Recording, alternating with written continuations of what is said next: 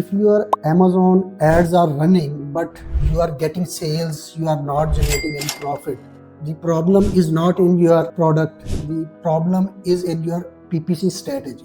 On Amazon USA, we have generated 659k USD PPC sales with average 19.4% ACOS. Total business crossed $1.09 PPC plus organic sales. PPC works very well if it supports organic sales. Ideal structure is very simple and clear. Our 60% orders were from PPC and more than 40% orders from organic sales. When PPC is structured correctly, Amazon's algorithm reward the product with better ranking and more organic sales. We do not run ads randomly. We use automatic campaigns for keywords discovery. Then we move converting search terms into manual campaigns, separating them by broad, phrase, and exact match. For ranking purpose, use single keyword in exact campaign, while continuously adding negative keywords to stop wasted spend. Budgets are shifted only keywords to convert and make profit. This is how